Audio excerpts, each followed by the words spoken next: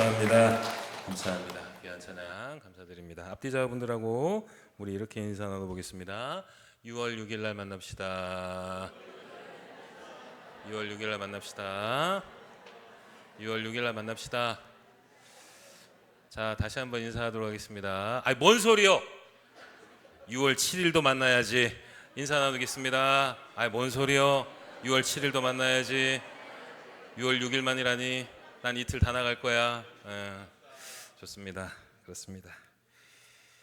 얼굴 되게 곤란한 표정 하시면서 지금 제가 시킨 거 하시는 분들 계시는데 한 분도 빠짐없이 다 참석하실 것을 믿는 믿음으로 1순위 기도 제목 가지고 지금 계속 기도하고 있습니다.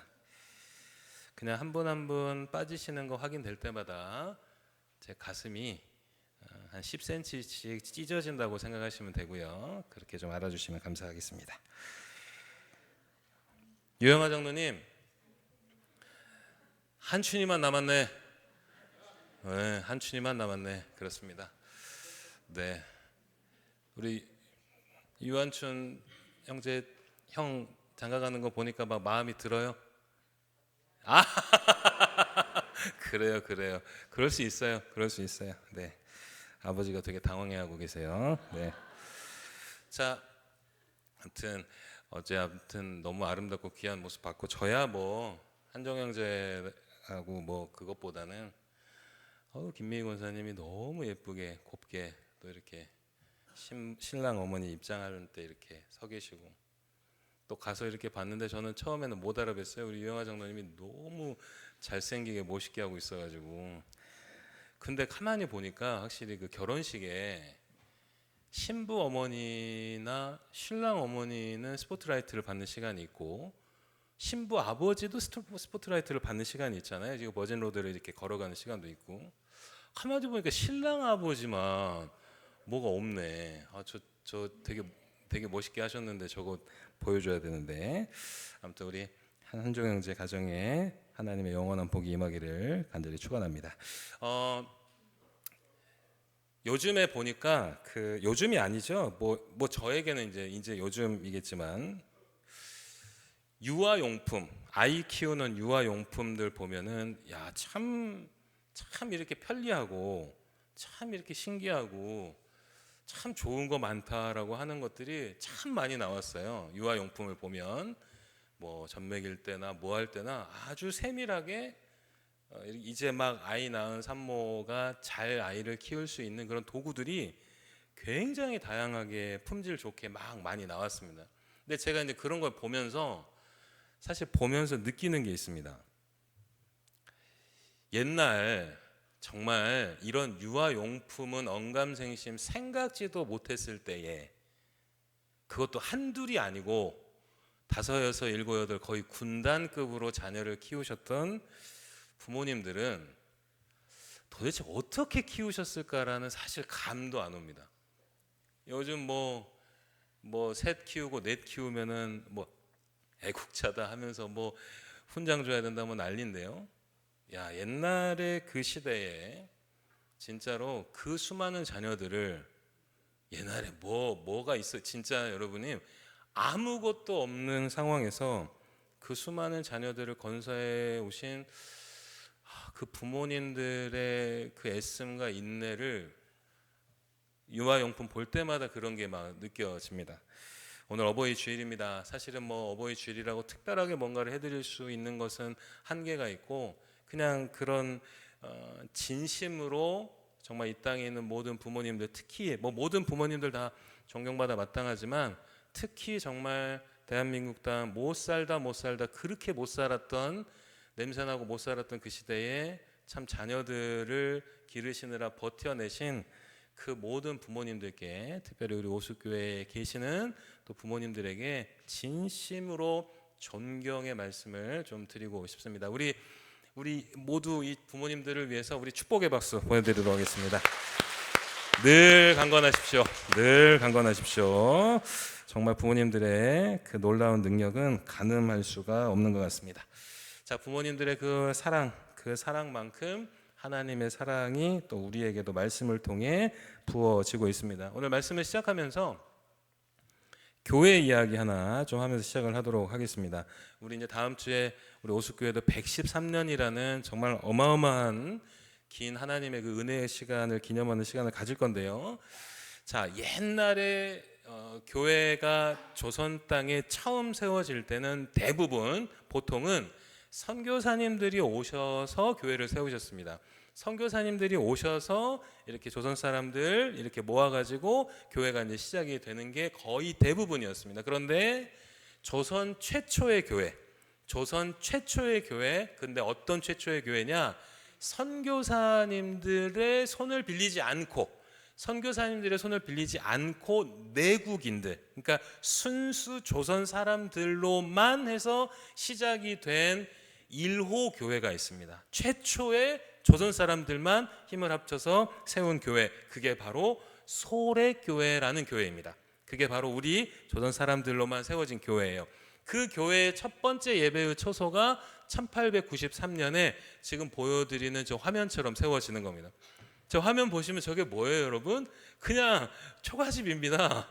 그냥 진짜 좀 센 바람 불면 다 날아갈 것 같은 저 초가집이 소래교회의 첫 번째 예배의 초소였습니다. 그러니까 예배를 드리고, 자, 방송실 계속 띄워주세요. 예배를 드리는 데는 여러분 뭐 막 이런 거 역시 문제가 아닙니다. 진짜 예배를 드리고자 하는, 말씀을 듣고자 하는 사모함이 있다면 저런 곳에서도 은혜가 터져 나오는 겁니다. 우리 오숫교회 모든 믿음의 식구들이 그런 간절함과 믿음의 뜨거움을 갖는 우리 모두가 되기를 간절히 축원합니다. 저런 초가집에서 소래교회가 시작이 됐습니다. 그런데 1893년에 저렇게 세워졌고 설립이 됐는데 당연히 복음의 뜨거운 역사로 말미암아 부흥이 되기 시작을 하겠죠. 막 부흥이 되니까 저기서는 감당이 안 되는 거예요. 그래서 교회 건축을 합니다. 다음 사진 보여주실래요? 저게 바로 소래교회가 1895년에 건축을 한 2호 교회 건물입니다. 근데 잘 보세요. 제가 오늘 저 뭐 건축했다 이 이야기가 핵심이 아닙니다. 저렇게 건축을 할 때 당연히 이제 뭐 재정이 필요하겠죠. 그러면은 그 재정을 누가 모았을까요? 당연히 소래교회인들이 모았겠지요라고 생각하시면 안 됩니다. 이 스토리에는 굉장히 아름다운 스토리가 있습니다. 저렇게 초가집에서 시작해서 감당할 수 없는 부흥이 이루어졌고, 그래서 교회를 건축해야겠다라고 했더니 건축 헌금을 당연히 이제 소래교회인들도 정성을 다했겠지만 놀라운 건 주변에 있는 동학민들이 건축 헌금에 동참을 합니다. 동학민들. 자, 어려운 설명은 다 잊어버리십시오. 화면 내려주십시오. 다 잊어버리셔도 돼요. 동학. 당시 시대에 외세의 침략이라든지 외세의 문물에서 우리를 지켜야 해라며 세워진, 그냥 쉽게 표현을 하면 그런 종교 집단 뭐 이렇게 생각하시면 됩니다. 그런 동학이 사실은 조선 땅에 파다하게 퍼져 있었습니다. 동학, 여러분들이 예전에 한번 뭐 교과서에서도 배우실 수도 있었는데 인내천, 사람이 곧 하늘이다. 이게 동학의 슬로건입니다. 그러니까 농민들의 인권을 중시 여기면서 사람이 곧 하늘이다라며 사람 귀하게 대해야 된다라는 게 동학이었고, 그 동학에 조선 땅은 완전히 뿌리가 박혀 있는 상황이었습니다. 그런데 그들이 서학, 그들의 입장에서는 양놈들이 믿는 종교 집단이 와가지고 지금 우리 마을에 뭐 이상한 거 세워놨는데 사람이 불더니 건축을 한다고 하면 당연히 경계하고 텃세를 부리고 몰아내야 되는 게 요즘 이 시대의 당연한 계산인데 그들이 교회에게 건축 헌금을 내어줍니다. 어떻게 이런 일이 벌어질 수 있었을까? 자기네들은 사람이 곧 하늘이야라고 외치는 동학민들이 교회에서 외치는 소리는 뭔가요? 나 같은 죄인 살리신 주 은혜 고마워라고 외치고 있어요. 동학은 사람이 곧 하늘이다라고 하는데 서학, 교회에서는 사람은 죄인이다라고 외친다라는 거예요. 안 맞아도 이렇게 안 맞을 수가 없습니다. 그런데 그 동학민들이 소래교회 건축한다고 건축헌금을 내줍니다. 이런 일이 어떻게 이렇게 있을 수 있었을까? 여러분들 이제 여기서 우리가 한번 생각해 볼 부분이 있습니다. 저렇게 건축한 게 1895년에 건축을 합니다. 그런데 1894년에 역사적으로 아주 중요한 사건이 일어납니다. 그게 바로 동학 농민운동입니다. 그러니 동학 농민운동이 일어나기 그 전후에 농민들의 인권을 수호한다라며 막 외쳤더니 쉽게 얘기하면 당시 시대의 정부가 당시 시대 관정이 싫어했던 거예요. 그런 동학민들을 싫어한 겁니다. 자꾸 봉기를 일으키니까, 자꾸 혼란을 일으키니까, 그러니까 잡아가려고 하고 체포하려고 하고 그 우두머리들을 어떻게 좀 이렇게 하려고 했는데, 그때 그 동학민들의 은신처와 피신처를 바로 이 소렛교회가 제공을 해줍니다. 우리 교회에 와서 잠깐 몸을 숨기십시오, 우리 교회에 와서 잠깐 먹으십시오, 묵으십시오라며 그 소렛교회 성도들이 그 동학민들에게 자신들의 자리를 내어줍니다. 그게 그 동학민들한테는 씻을 수 없는, 정말 지워질 수 없는 감사로 남았던 겁니다. 사실은 동학민들 역시 마찬가지로 교회를 바라볼 때 경계를 했다면 교회 역시 동학민들을 경계하기 충분했건만, 소렛교인들은 그러지 않았습니다. 이웃에게, 주변에게 마음을 내어줬습니다. 우리에게 와서 피하십시오. 그리고는 그 사랑이 기억에 남고 기억에 남자 이제 소렛교회가 도움을 받아야 할 때 가장 도움을 줄 수 없는 그들이 가장 앞장서서 도움을 주었습니다. 저는 이 소렛교회 이야기가 너무 감동이 되는 건, 옛날부터 좀 알고 있었던 스토리지만요, 너무 감동이 되는 건 조선 땅에 세워진 내국인들로 인한 1호 교회라는 이 타이틀이 중요한 게 아니고, 교회는 결국 어떻게 세워져야 하는가를 소렛교회가 다 보여줬다라는 겁니다. 다 보여준 겁니다. 사랑하는 여러분, 교회는 이웃들에게 인정받지 않고는 미래 없습니다. 교회가 세워진 이유는 이웃에게 선한 영향력을 드러내라고 세워진 게 교회입니다. 다음 주일에 우리는 또 조금은 더 깊게 말씀을 나누겠지만, 오숫교회가 세워진 이유가 뭘까요, 여러분? 나 구원받자고 오숫교회가 세워진 겁니까? 여러분, 교회가 시작할 때 잘 들으셔야 됩니다. 왜 공동체라는 것을 만드셨는가를 생각해 봐야 합니다. 반드시 교회는 한마음 한뜻 되어 주변인들에게 선한 이웃이라고 소문이 나야 합니다. 그 교회가 한 명이 있는 교회건 만 명이 있는 교회건 그게 중요한 게 아니고, 그 교회가 지금 그 교회가 있는 그 자리에서 어떠한 모습으로 서 있는가. 주변인들에게는 선한 이웃이라고 이야기를 한마디도 못 듣는데 찬양소리 넘쳐난다 하여, 여러분 그건 이미 교회가 아닙니다. 기도소리 넘쳐난다 하여, 그건 여러분 교회 아닙니다. 어쩌면 이단보다도 못한 겁니다. 교회가 교회다워진다라는 것은 결국 누가 인정을 해야 되는가? 이웃이 인정을 해야 합니다. 각자는 다 우리 교회 좋다라고 말합니다. 우리 교회 좋아, 우리 교회 좋아, 우리 교회 좋아. 좋다라는 게 검증이 돼야 됩니다. 검증을 누가 하는가? 여러분, 우리는 뻔히 알잖아요. 사람을 만났는데 만난 사람이, 처음 만난 사람이 난 좋은 사람이에요 라고 하면 좋은 사람이구나 이렇게가 되시나요, 여러분? 그 사람이 좋은 사람인지 아닌지는 그 사람이 말하는 게 아니라 내가 판단을 하는 겁니다. 내가 그 사람을 좋게 봐야 그 사람이 나에게 좋은 사람이 되는 거죠. 사랑하는 여러분, 간곡히 권면드립니다. 오숫교회가 이 지역에 선한 이웃 되기를 간절히 권면합니다. 사랑하는 여러분, 선한 이웃 되어야 합니다. 교회는 관계가 있어야 교회로서 정체성이 확립이 되는 겁니다. 제가 말씀을 시작하면서 유아용품 말씀을 드렸는데요, 오늘 또 어버이 주일입니다. 아버지, 어머니라는 부모라는 위치가 중요한 이유가 뭘까? 그건 다름이 아닙니다. 인간이 태어났을 때 인간이 경험하는 가장 첫 번째 경험은 뭐냐? 그건 바로 관계가 형성이 되며 인간은 세상으로 나오게 됩니다. 출산이 된다 그러죠. 세상으로 나오는 순간부터 사람은 관계 안으로 들어오는 겁니다. 어머니 뱃속에 있다가 배 바깥으로 나올 때 이 나오는 세상을 우리는 그냥 세상에 나온다, 그냥 출산했다 이렇게 쉽게 볼 게 아닙니다. 사람이, 한 인격체가, 한 존재가 관계로 나오는 겁니다. 거기서 관계를 맺어가는 게 인생입니다. 그런데 그 관계 가운데 가장 첫 번째 관계가 부모와 자녀 관계를 형성하며 이 땅에 나오게 되는 겁니다.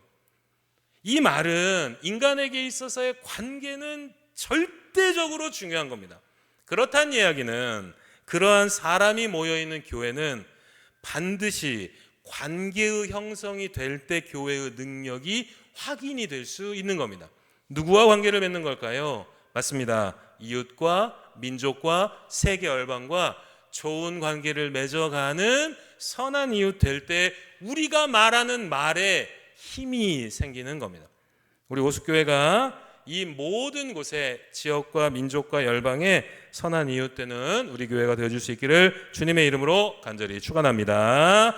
그렇습니다. 사랑하는 여러분, 관계가 중요합니다. 관계가 중요하다는 것은 제가 드리는 말씀이 아닙니다. 성경 창세기서부터 요한계시록까지의 이야기를 여러분들이 생각하실 수 있는 모든 이야기를 다 뽑아내십시오. 모든 이야기는 다 관계입니다. 다 관계입니다. 여러분 한번 그런 생각 안 해보셨습니까? 성경 같은 거를 뭐 한다고 하나님 만드셨을까? 그냥 여러분 잘 들으십시오. 자, 그냥 이겁니다. 천국 가려면 반드시 해야 할 일 500가지. 천국 가려면 반드시 하지 말아야 될 일 500가지 적어놓고는 그냥 하나님이 위에서 이렇게 평가하시면 되잖아요. 쟤는 탈락이네. 쟤는 평균이야. 넌 지옥. 너는 통과네. 넌 까딱까딱해서 너 위험했어. 그래도 넌 통과했으니까 넌 천국. 이렇게 하시면 되지. 왜 성경에서 이렇게 이야기를 쓰셨냐는 거예요. 왜 이렇게 성경에 사람의 이야기를 담아 놓으셨냐는 거예요. 그냥 해야 될 것, 하지 말아야 될 것 목록 딱 적어놓고 이거 지켜 하면 되는 것을. 사랑하는 여러분, 관계의 형성 없이는 믿음이라고 말할 수 없는 겁니다. 믿음이라고 얘기하는 모든 것, 신앙이라고 얘기하는 모든 것은 창세기부터 요한계시록 나와 있는 모든 것을 근거로 결국에는 관계 가운데 드러나게 되어 있습니다. 믿음이 좋다, 내 신앙 괜찮아, 나 지금 잘하고 있어, 이 모든 건 결국 관계에서 드러나는 겁니다. 그러니 가인과 아벨의 이야기, 아담과 하와의 이야기 여러분 다 보시기 바랍니다. 죄가 들어가자 가장 먼저 아담과 하와에게서 벌어졌던 죄의 현상 1순위는 관계가 끊어져 버립니다. 하나님하고의 관계 끊어지죠. 하나님하고 관계 끊어지니까 뭐가 끊어집니까? 부부 관계가 끊어져 버립니다. 아담이 뭐라고 얘기합니까? 당신이 준 이 여자 때문에 내 인생 망쳐버렸어라고 하나님한테 그렇게 따져 묻는 겁니다. 하나님하고 관계가 끊어지자 사람하고 관계가 끊어지니 원망과 불평만 나오는 겁니다. 근데 그게 그대로 어디로 흘러가는가? 가인과 아벨로 흘러가죠. 가인과 아벨이 제사를 드렸습니다. 아벨의 것을 하나님이 참 잘 받으셨습니다. 그러면 가인은 왜 내 제사는 안 받으셨을까라고 돌아보아야 되는데 어떻게 했습니까? 아벨을 돌로 쳐 죽였습니다. 인류 최초의 살인자인데 그 살인이 어떤 살인입니까? 존속살인, 형제를 때려 죽이는 살인을 벌였습니다. 여러분, 이래도 우리는 관계의 중요성을 몰라서는 안 됩니다. 홍수로 그냥 다 쓸어버리셨습니다. 노아 가정 하나 살려두셨습니다. 그런데 노아 가정이 홍수가 끝나고 보여준 첫 번째 모습은 관계가 틀어져 버렸습니다. 어떠한 일이었습니까? 노아에게는 세 아들이 있었지요. 그런데 그 아버지의 수치를 누가 드러내버렸습니까? 둘째 아들 함. 아버지하고의 관계를 귀하게 여겼어야 됐습니다. 아버지하고의 관계를 귀하게 여기기 때문에 아버지의 부끄러움이 있다면 감춰졌어야 되는데 확 들춰내버렸습니다. 키득키득 거려버렸습니다. 죄가 들어오는 그 자리에는 반드시 관계가 무너지게 되어 있습니다. 그 말은 은혜가 있는 그 자리는 관계의 회복이라는 열매가 맺어진다라는 겁니다. 교회가 건강하다라는 말은 관계의 회복이 있기 때문에 교회가 건강하다라는 겁니다. 그런데 그 모든 논리를, 그 모든 말씀을 오늘 본문에서 거의 쐐기를 박듯이 주님께서 말씀을 통해 우리에게 보여주십니다. 사도 바울이, 우리는 지난주 지지난주 반복해서 살폈습니다. 예수 그리스도를 만납니다. 예수 그리스도를 만났으면 됐지 이제. 여러분, 예수님 믿는 사람들 때려잡으러 가다가 다마스쿠스, 그 다메섹으로 가다가 예수님 만났으면 그걸로 끝나는 거 아닙니까? 그런데 사도 바울에게 임하는 하나님의 역사는 그렇지 않았다라는 거예요. 자, 뿅, 넌 예수 믿었어? 사도 바울도 뿅, 저 예수 믿었어요. 예수 천국 불신지요. 나 이제 예수님 믿었다. 아멘, 할렐루야. 이러지를 않았다라는 겁니다. 성경을 보십시오. 이야기가 펼쳐지기 시작을 하는데 그 첫 번째 이야기, 사도 바울이 진짜 예수를 믿는 주의 종으로, 예수 믿는 신자로 빚어가기 위해서 사도 바울에게 허락하신 최고의 장면이 사도행전 9장 17절에서 18절, 19절까지 이렇게 등장합니다. 한 절씩 번갈아 가면서 교독하시겠습니다. 제가 17절 읽겠습니다. 아나니아가 떠나 그 집을 들어가서 그에게 안수하여 이르시되, 형제 사울아, 주 곧 내가 오는 길에서 나타나셨던 예수께서 나를 보내어 너로 다시 보게 하시고 성령으로 충만하게 하신다 하니,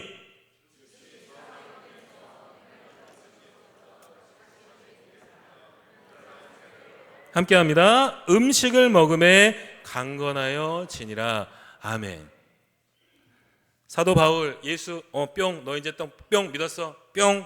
이렇게 끝나버려도 될 법한데 하나님은 사도 바울에게 끔찍한 일을 겪게 하십니다. 이제 사도 바울이 볼 수도 없고 들을 수도 없고 거의 식음을 전폐하며 정말 비참하고 초라한 모습으로 이렇게 몸져 누워 있는데 그를 간호하기 위해 누구를 보냈는가? 아나니아를 보내신다라는 거예요. 여러분, 아나니아가 누구입니까? 어렵지 않습니다. 여러분 다 압니다. 아나니아는 예수 믿는 사람이었습니다. 자, 이게 목사님 그게 뭐 이상한 건가요? 잘 보시기 바랍니다. 사도 바울은 예수 믿는 이들을 바닥에 기어다니는 벌레 취급을 했었습니다. 내가 저 예수 믿는 것들하고 같은 하늘에서 숨쉬고 산다는 것만으로도 치욕스럽다라고 생각했던 게 사도 바울이 예수 믿는 이들을 생각하는 마음이었습니다. 잘 생각하십시오. 그냥 단순히 예수 믿는 사람들을 보면서 화난다, 미워한다, 싫어한다 이 수준이 아닙니다. 쟤네들은 그냥 없어져야 되고 사라져야 돼. 오만 가지 모멸과 조롱과 경멸을 쏟았던 바로 그 대상이 내가 지금 초라해졌고 아무 희말이 없이 비실비실 대고 있는 이 초라하기 짝이 없는 나를 간호하고 동정한다고 내게로 온답니다. 이 자리에 계신 여러분들 중에 이거 받아들이실 분 계십니까?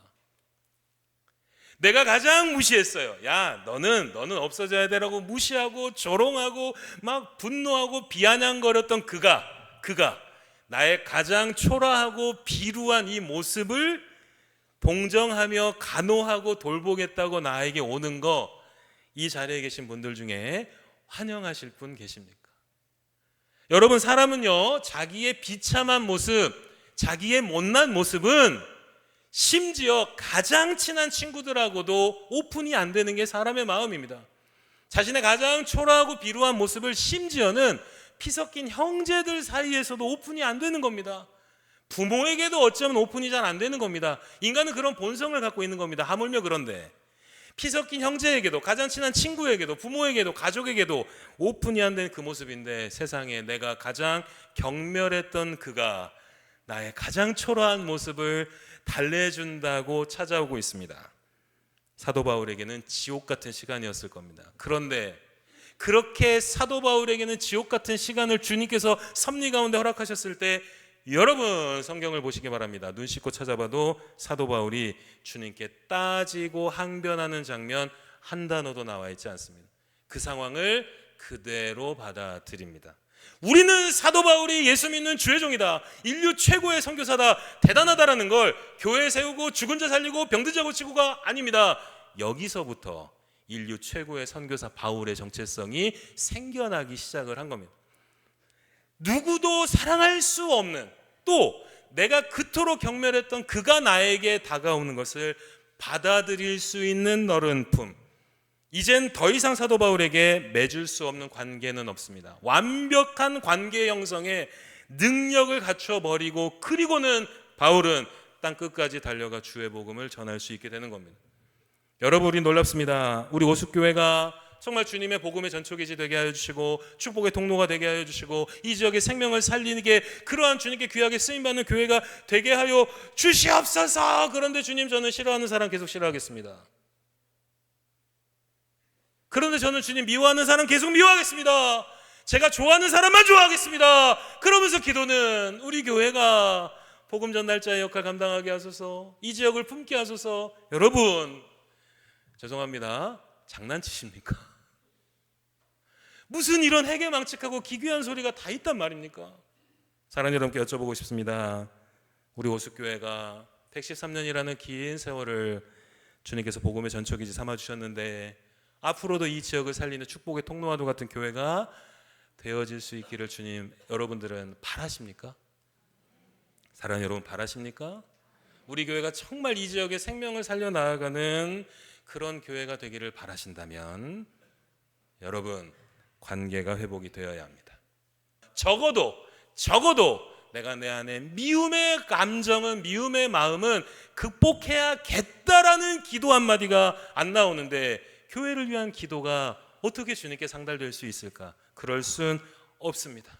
사랑하는 여러분, 바울은 다시 말씀을 드립니다. 가장 경멸했던 그를 받아들였습니다. 이유는 한 가지입니다. 주님을 보았기에, 예수를 만났기에, 그가 얼마나 비참한 존재임을 진짜 깨달았기에 내가 그렇게 경멸했던 그를 이제 경멸의 시선이 아니라 진정한 형제로 받아들였습니다. 마찬가지입니다. 사랑하는 여러분, 바울의 입장에서는 경멸했던 아나니아였습니다. 그러면 반대로 아나니아의 입장에서는 사도 바울이 어떤 사람이었습니까? 나 죽이려고 했던 사람입니다. 사랑하는 여러분, 바울은요, 스데반 집사가 사형을 당해야 됩니까 말아야 됩니까 투표를 붙였을 때 스데반은 죽어야 됩니다라고 가표를 던졌던 사람입니다. 예수 믿는 것들은 죽어야 됩니다라며 공개적인 자리에서 찬성표를 던졌던 사람이 그게 바울이었습니다. 예수 믿는 사람의 입장에서 봤을 때 바울이 얼마나 끔찍히도 싫었을까. 얘는 죽어야 돼요, 얘는 죽여야 돼라고 찬성표를 던졌던 게 바울이었는데, 하나님이, 주님이 아나니아에게 야, 너희 죽이려고 했던 바울에게 가서 그를 돌보라고 시키신 겁니다. 아나니아가 얼마나 속이 상했을까. 사실은 차라리 나보고 순교하라면 순교까지 하겠다. 어떻게 주님 우리를 죽이려고 했던 그를 가서 돌보라고 하십니까? 라고 얼마나 사실 마음이 갈등이 됐을까. 그래서 아나니아가 하나님께 죄송스러운 마음으로 이렇게 하나님께 말씀을 드립니다. 사도행전 9장 13절의 말씀 함께 봉독합니다. 시작.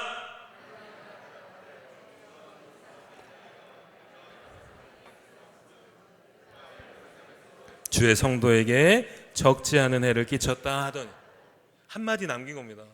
아니 주님, 이 바울이라는 자가 예수 믿는 이들에게, 교회에게 많은 해를 끼쳤는데 가서 돌보라고 하는 게 주님 이거 맞나요? 라고 한 번 되물었더니 주님이 이렇게 말씀하십니다. 사도행전 9장 15절과 16절 제가 읽어드리겠습니다. 잘 들으십시오. 주께서 이르시되 가라, 이 사람은 내 이름을 이방인과 임금들과 이스라엘 자손들에게 전하기 위하여 택한 나의 그릇이라. 그가 내 이름을 위하여 얼마나 고난을 받아야 할 것을 내가 그에게 보이리라 하시니. 사랑하는 여러분, 딴소리 안 하십니다. 주님은 아나니아에게 아나니아, 네가 마음은 좀 그래도, 네가 좀 속상해도, 마음은 불편해도 조금 이렇게 해주는 게 낫겠지라고 아나니아를 설득하지 아니하십니다. 그냥 주님은 주의 말씀 얘기하십니다. 가. 그는 내가 택한 나의 그릇이고 나의 종이야. 그가 얼마나 많은 고난을 받아야 될지 내가 그에게 보여야 할 테니 너 그냥 가 했더니 이제 아나니아는 하나님을 향해 이런 방구 대꾸 없이 그대로 순종하며 바울에게 가서 우리가 방금 읽었었던 17절의 말씀 형제요 라고 바울에게 형제라고 말을 해줍니다. 사랑하는 여러분, 나를 죽이려고 했던 이에게 달려가는 아나니아나, 내가 벌레 취급을 했고 그렇게 경멸했던 이를 맞이한 사도 바울이나, 우리는 그제서야 아나니아도 사도 바울도 예수 믿는 한 형제임을 볼 수 있게 되는 겁니다. 사랑하는 여러분, 우리가 예수를 믿는 그 믿음을 무엇으로 검증받을 수 있을까? 무엇이 예수 믿는다라는 것이 드러날 수 있을까? 돈이 많아지면, 자녀가 잘 되면, 사랑하는 여러분, 건강해지면, 병고침을 받으면, 아니요 여러분, 우린 오늘 여기서 정리해야 합니다. 내가 예수를 잘 믿는다라는 게 어떻게 검증되는가? 그건 관계의 회복입니다. 사랑하는 여러분, 내 안에 있는 미움을 거두어내십시오. 분노와 화를 거두어내십시오. 그리고는 관계의 회복을 위해 단 1cm라도 나아가십시오. 결국엔 인간은 마지막에 그 관계 먹고 사는 겁니다. 돈 먹고 사는 게 아니고 내가 쌓아온 그 관계가 다 나에게 돌아오게 되어 있습니다. 어제 우리 제가 자주 말씀드렸지만 어제 우리 한종 형제 결혼했기 때문에 제가 그런 비유 한번 들어드릴까요? 내 자녀를 아주 잘 키웠습니다. 좋은 대학 나왔습니다. 아주 잘생겼습니다. 좋은 집안에 결혼했습니다. 자, 결혼식이 딱 펼쳐졌습니다. 그런데 내 아들의 하객이 한 명도 없습니다. 내 아들 축하하고 축복하겠다고 찾아오는 이들이 아무도 없습니다. 그래도 여러분은 나 그래도 우리 애기 좋은 대학 보냈어. 그래도 연봉 높은 직업 가졌으니까 괜찮아. 잘생기게 태어났으니까 괜찮아. 좋은 집안이랑 결혼했으니까 괜찮아라고 말할 수 있는 부모가 있을까? 어렵고 힘들지만 어렵고 힘든 가운데서 결혼을 합니다. 그런데 내 아들 축하하고 축복하겠다고 미어 터지는 손님들이 찾아옵니다. 그때 여러분들은 어떤 마음을 먹으실까? 사랑하는 여러분, 우리는 분명히 알고 있습니다. 인간을 행복하게 하는 것도, 인간을 어렵게 만드는 것도 결국에는 관계에 달려 있습니다. 그러니 그 관계를 예수 그리스도가 얼마나 중요하게 여기셨는가. 우리 마지막 요한복음 17장 21절과 22절에 예수님께서 하나님께 올려드린 대제사장의 기도, 십자가 지시기 직전에 아버지께 올려드린 바로 그 기도를 통해 우리가 왜 하나 되기 위해서 애써야 되는지를 알 수 있습니다. 요한복음 17장 21절과 22절 함께 봉독합니다. 시작. 아버지여, 아버지께서 내 안에, 내가 아버지 안에 있는 것 같이 그들도 다 하나가 되어 우리 안에 있게 하사 세상으로 아버지께서 나를 보내신 것을 믿게 하옵소서. 내게 주신 영광을 내가 그들에게 주었사오니 이는 우리가 하나 된 것 같이 그들도 하나가 되게 하려 함이니이다. 아멘. 예수님께서 로마 병정에게 체포당하시기 직전에 아버지께 올려드린 대제사장의 기도였습니다. 아우 주님, 아버지 나 십자가에 못 박힐 때 좀 안 아프게 좀 해주세요. 나 좀 편하게 해주세요. 나 하늘로 올라가면 하늘 보자 자리 잘 좀 마련해 주세요. 이런 말 한 단어도 나와 있지 않습니다. 예수님은 정말 핍절하는 고통 가운데로 들어가시면서 마지막으로 주께서 가장 간절하게 원하시는 것을 아버지께 간구했습니다. 가장 간절하게 원하는 게 뭐였는가? 우리의 하나됨입니다. 사랑하는 여러분, 예수님께서 피토하는 심정으로 주여 제발 이들이 하나 되게 하여 주시옵소서라고 절박하리 많지 아버지께 기도했습니다. 우리가 주님께 기쁨 되어지는 게 뭘까? 답은 다 나와 있습니다. 부디 우리 오숙교회가 다른 건 모르겠습니다. 늙어가고 병 들어가고 힘 빠져가고 재정은 줄어가고 사람이 줄어가는 거 주는 그거 보지 않습니다. 오숙교회 앞으로 50년이 지났더니 세상에 3명 남아가지고 예배를 드린다 할지라도 주는 우리 교회에게 바라시는 건 하나 되어 예배할 수 있는가를 바라신다는 겁니다. 사랑하는 여러분, 하나 되기 위하여 내 말 한마디부터 조심해야 하는 그 모습에 주님은 기뻐하실 겁니다. 하나 되기 위하여 하고 싶은 말 오늘은 한마디만이라도 참아보자 하는 그 애씀에 주는 감동하실 겁니다. 부디 우리 오숙교회가 그렇게 주님께 기쁨 되어지고 감동되어지는, 하나 되기 위하여 내가 억만금 내어놓고 24시간 중에 20시간을 교회에서 하려 할 수는 없겠지만 그래도 내가 말 한마디라도 하나 되기 위해서 애쓴다라며 그렇게 주님께서 기쁨 되어지는 삶의 방향으로 한 걸음 한 걸음 내딛어 나아가는 우리 모두가 되어줄 수 있기를 주님의 이름으로 간절히 축원합니다. 함께 말씀의 은혜를 생각하며 찬양하기를 원합니다. 사랑하는 여러분, 제가 오늘 말씀의 제목을 결국 잘 살아보자고 하는 일 아닙니까? 라고 지어봤습니다. 맞습니다. 우리는 무엇을 위해 살아가는가? 우리는 무엇을 위해 교회라는 곳으로 오는 것인가? 무엇을 위해 신앙을 갖는 것인가?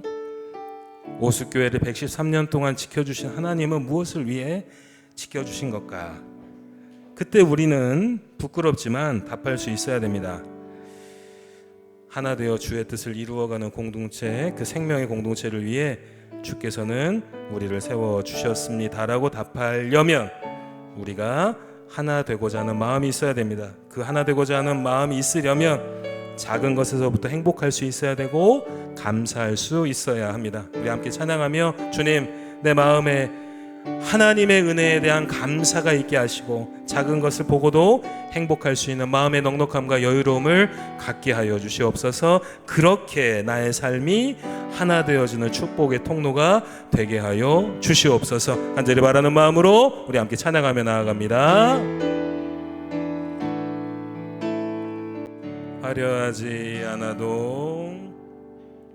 화려하지 않아도 정결하게 사는 삶, 가진 것이 적어도 감사하며 사는 삶, 내게 주신 작은이 나눠주며 사는 삶, 이것이 나의 삶의 행복이. 우리 다시 한번 고백합니다. 화려하지 않아도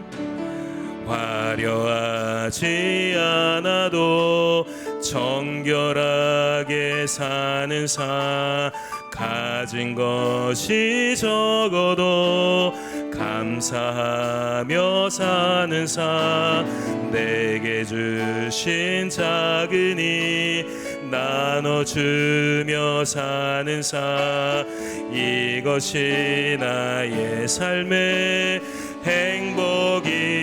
이것이 행복, 이것이 행복,